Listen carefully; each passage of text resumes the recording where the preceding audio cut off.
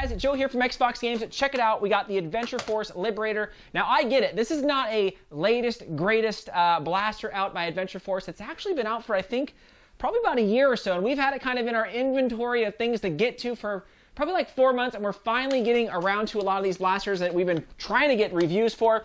And yeah, you know, I know a lot of you guys have seen this on the shelves. I've seen it many times at a lot of different my locations online, so they're readily available to get, and they're not too excessively priced. So it's something that, you know, you can pick up and not break the bank to get, supposedly, right? Anyways, let's get right into this thing. So before we start, guys, though, definitely subscribe if you guys haven't already. And I want you guys to get in on these giveaways. I cannot stress enough how I want you guys to get in there, because, you know, we're giving away some cool stuff, Adventure Pro stuff, and Aeons and Ultras. I mean, it's awesome. Just get it. It takes you like 2 seconds, right? 2 seconds to get in that.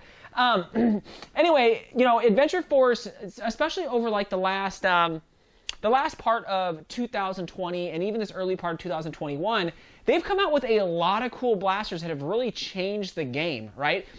Some of the best ones that you guys know, of course, are the Aeon and the Adventure, the Nexus. 2 blasters that are priced phenomenally crazy, great performance, tons of cool stuff. If you guys are kind of curious on those videos, check them out. I highly, highly recommend it, because some of those blasters change the game when it comes to Nerf Wars.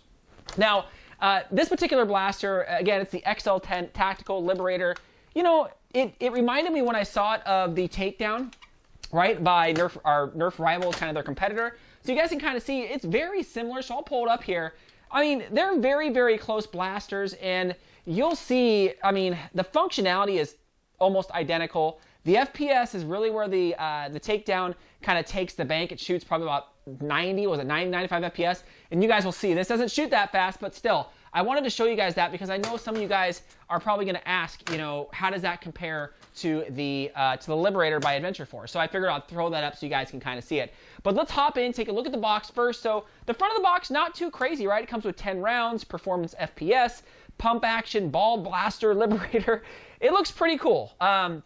I think this is one of the most realistic particular blasters that I've seen. Now, if you flip it around to the back, again, nothing too crazy. Kind of talks about the, you know, the pump action and the 10-round magazine and the performance FPS, all this good stuff. Kind of goes over it on the back, so nothing too crazy. There are no Easter eggs on the back of the box, which I always like Easter eggs, right? Seeing a blaster that we haven't had yet. Now, up close and personal on this, again, I think it most resembles a real firearm, which is kind of crazy, but, you know, it got kind of the cool kind of grip and the pump and kind of the venting on the top. So it looks really, really good. I think, again, it mimics, you know, a sawed-off type blaster very, very well. The grip actually is very, very well. It fits my large adult hands very well. I think, again, if you're a smaller Nerfer, yeah, absolutely no problems. Now, it has this integrated safety in the handle. So if you pull that kind of with your middle finger and then you pull with your pointer finger, perfect. I think that's kind of cool. I haven't seen that before on any other blaster. I was kind of like, what is that? Oh, it's the safety. So you got that down there. Now, on the top, it does have a tactical rail per se. So this is actually a little bit different than the Nerf rail, so just keep that in mind. This can typically fit your standard tactical rail stuff, but some of your Nerf stuff, you gotta mod it to fit it on there, and I'm like, ooh, watch out if you're gonna do that. So it's about, I don't know, about 12, 13 inches on the top, which I think is awesome, so you can fit, again, a red dot or something that you wanna put up there. The front pump is not that bad. It feels pretty good. It's a little boxy, I give you that, but it has kind of like this little step thing for like your thumb or your finger. It's like kind of grippy and ribbed, so it kind of gives you a really good pullback feel on that front pump arm, which I think is awesome. Now, the balls underneath, it goes like, oh, if I pull that thing back, this holds 10 rounds. So you pop that kind of pump back, and if you slide that little piece back there, you can fit 10 rounds in the bottom underneath there. You could actually almost fit 11. I was actually able to fit 11 and kind of go from there. Oh man, that's so awesome. I love this thing. To go from there, but again, it is completely up to you. I would personally go just 10, but again, you could jam 11 in there if you're really kind of want that extra round per se. Now, one of the things about this also that I noticed, and it's one of the things that I ran into, is on this there is no unjamming door. There is, you know, if you accidentally pump this twice and put 2 or 3 balls in there, or a ball gets caught halfway in there, How do you get it out of there? I looked everywhere on this. I was like, do I pop this off? Do I pop this off? I was like, dude, there is no Unjam door on here. And so I had to get my huge long wrench here, jam it down there, and drill the balls out. There was no way. You cannot get them from underneath through the door because the door has a flap. Tell me where.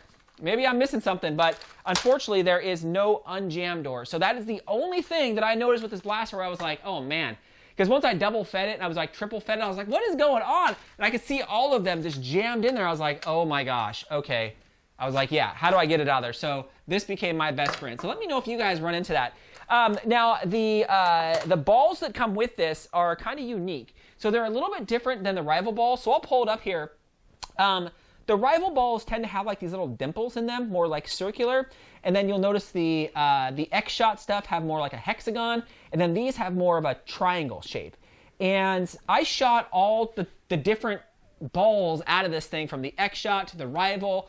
And pretty much they all shot the same. I didn't see an increase in performance out of any of these. So let's swap so we could see me actually shooting this particular blaster. So we'll pull it up here. Again, smooth blaster. Shooting it, it's satisfying. It's, nice to shoot, but you will see right there, yeah, about 70 FPS. Now, I did get some that shot 80, but it was very rare. It was like inconsistent, regardless, again, of the ammo that I shot out of here. I think that this does really like the Adventure Force kind of balls out of here. I feel like they might be just a little bit bigger. I don't know, but still, I think they're about the same size as Rival. When I shot it, again, I would get some inconsistency. Some would jump to 80, 85. Otherwise, it was shooting down in the 70s. And that's one of the biggest differences, I think, between this and the Takedown, the Nerf Rival Takedown, is FPS. Both loading mechanisms are great on both blasters, but it is just the overall, the overall FPS. So, if we take a look at both these, this is only like 15 bucks, and I think this is right around 9 or 12. So I'm going to probably go the Takedown just because it has the Unjamming Door at the top. If something gets stuck, you can go in there, ram a bunch of them out. But this, there's just nothing on it. But it's still, like, looks-wise, I think this looks awesome. I think this looks great. Like, from the nice kind of shrouding right here to all this, I prefer the look of this over this, but I prefer the shooting of this over this. Anyways, guys, I just quickly wanted to do a review on this just in case some of you guys seen this at your local, hobby stores or whatever, and we're just kind of curious. Should I get it? Should I not get it? Because it's not a blaster I feel like it's going to, again, break the bank, like $100, $50. It's relatively cheap, and, it shoots okay.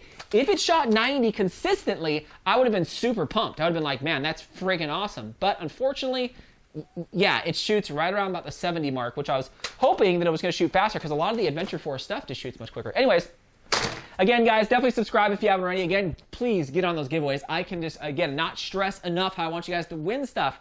Anyways, let me know what you guys think down in the comments. Thanks again, Fox fans.